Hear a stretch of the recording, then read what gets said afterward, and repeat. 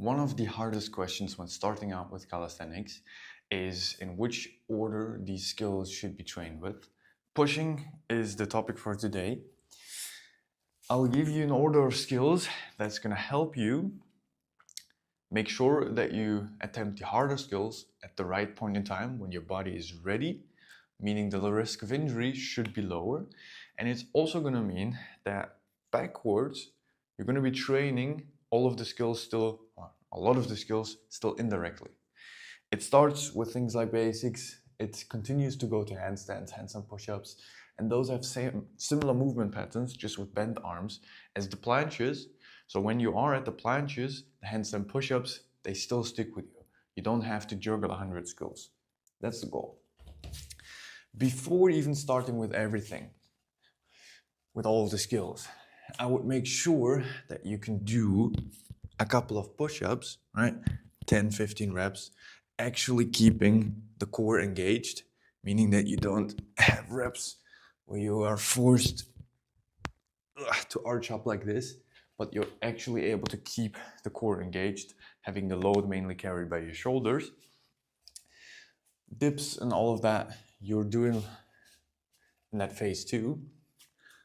But eventually, once that's getting easy, you can transition to pike push-ups. The first level of pike push-ups is just with the distance of your hands and feet relatively wide. But what should be the case is hollow. And you go in front of your hands. As soon as that's getting easy, you can follow the 6 to 8 method or the 4 to 6 method, depending on how well you respond with shoulder pain or no shoulder pain to high load versus high volume. Check the other modules for that. Once you're at the rep range, move the feet closer, try to still keep the hollow body, and a forward lean. Once that's good, you can transition to elevated pikes. Feet on the box, make sure you grab a distance where your hips are on top of your shoulders. You walk forward, hollow body, same thing, like that. This was maybe a wider distance between my hands, but that doesn't have to be the case. Once those are good, you can eventually work towards handstand push-ups on the wall. You should begin by finding an object that you push to, because you can't expect to do elevated pikes and then directly to handstand push-ups. Begin with an object. So walk your way on the wall, like that. A little wider. You take the object, keep hollow body to the object, and back up. 4 to 6 method. As soon as you reach 666, you can go to a lower object until eventually nose to floor,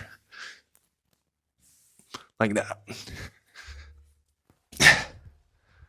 Ooh. That's all the basics. While doing so, the skill development is gonna start with handstand balance, right?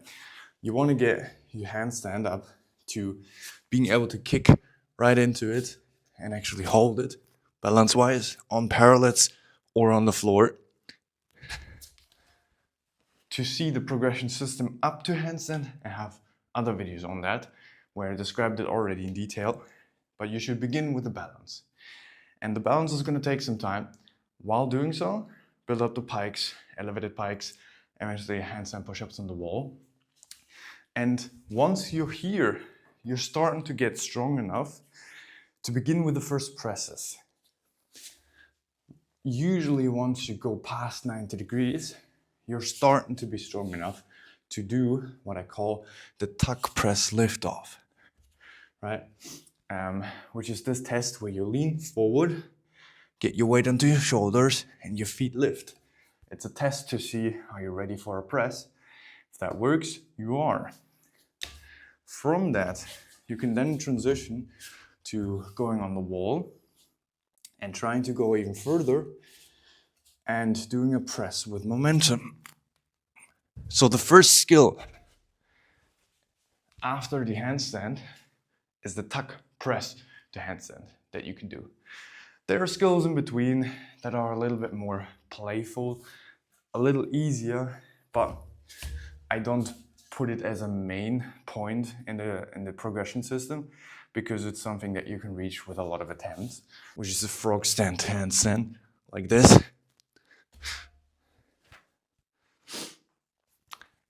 A little bit of a party trick, somewhere in between.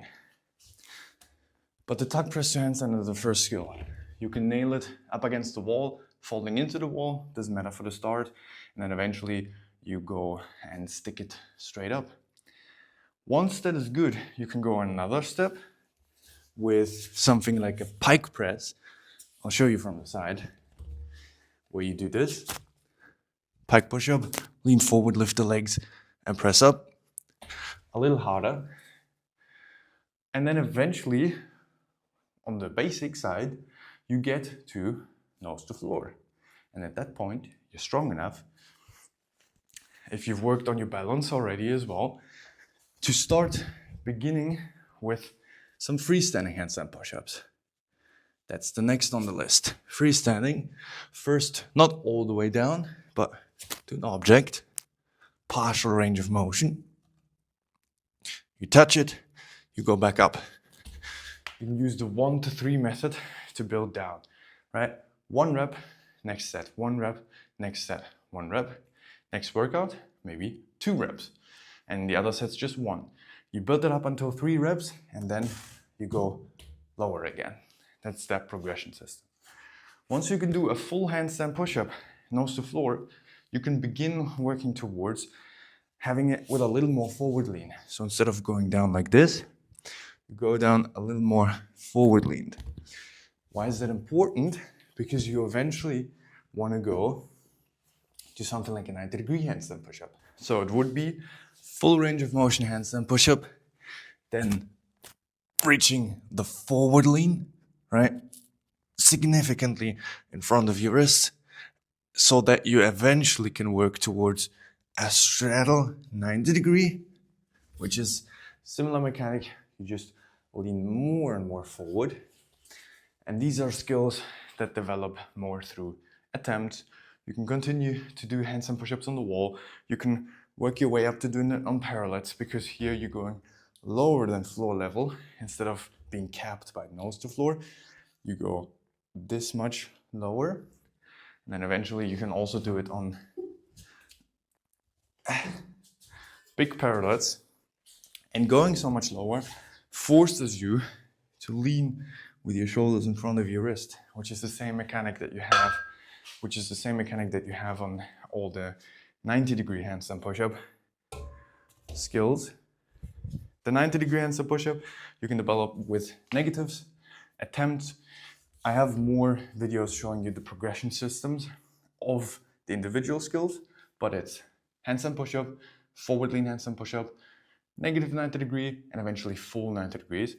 And you can do those in straddle and in full. All right, so I'm starting to get a little bit gassed, but you get the point. Full, like this, back up, and like that. Whew. Starting to become a little bit arched, because I'm doing all of this in a one take, but you get the point. And that's pretty much your bent arm progression system almost done. Of course, you can build towards endurance, multiple reps, cleaner reps, and so on, but your bent arm strength is pretty much maxed out. Now, the straight arm strength begins. And the good thing is, if you do handstand push-ups correct and super clean, then what you're doing is you're doing this, right? You're pushing with protraction. And now, with a planche, it's the same thing. Only difference is like this. And what does that do? With straight arms, you are gonna be in a more shortened shoulder position, right? Like this, shoulder is more, the fibers are more lengthened, so they are more efficient with working. Like this, fibers are more shortened, inefficient. It makes the skill much harder. You can begin with tucks, which you don't have to work up a lot too. You probably get it for free. It's a skill that if you would start your journey with it, there are so many progression videos how to learn the tuck planche. You don't really need to learn the tuck planche, because if you use this chronological order, the risk of injury with the tuck planche is much lower, and you usually are just like, I can already do a handstand push-up, so I go into planche, and like, oh, nice, I can already do a tuck planche. From the tuck planche, you build up to things like tuck, pre-advanced tuck, full advanced tuck, and then you go the whole straddle route, and eventually full planche. I can put in some clips because I'm starting to be very tired. Like straddle planche, full planche, then eventually you can go to straddle planche presses, later full planche presses, and so on. You build your way up. After that, it gets really advanced, multiple full planche presses, deep planche push-ups, past the level that I can personally do, but calisthenics is endless upwards. But if you have one takeaway from this, the chronological system works and it allows you to train these skills. And I, for example, don't train presses into the handstand anymore at all, but I do train handstand push-ups and planches. So a regular press into handstand, it feels like a piece of cake. The only ever reason why I do it is for videos, and that is enough practice. So these things work in a chronological order and they work downwards, helping you keep the skills. And by going upwards in this way, you prevent injuries. And there are skills, outliers, that don't really fall into this category. For example, like hand balancing stuff, like, you know, the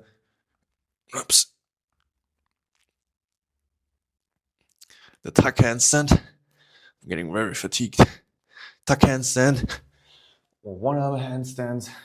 Those also are kind of outliers. So with those, you can play around a bit, but don't let yourself be too distracted from the chronological order, because that's where you gain from the most. One-arm handstand training has not a lot of carryover to a full planche. However, a full planche training at least has a lot of strength gained, so that somebody that is really good at full planche can do or has a higher likelihood of getting some one-arm handstand seconds by just powering through it, right? So the mainstream of calisthenics skills, the chronological order, has a lot of carryover into all of these tricks, outlier skills, one-arm handstand, tuck handstand, hand balance in general, but the specialist skills don't have a lot of carryover into the mainstream. Keep that in mind when you make a decision of going mainstream or specialist. Hope that gives you an overview for today. I for sure am gassed. And yeah, I'll see you for the next one for pull.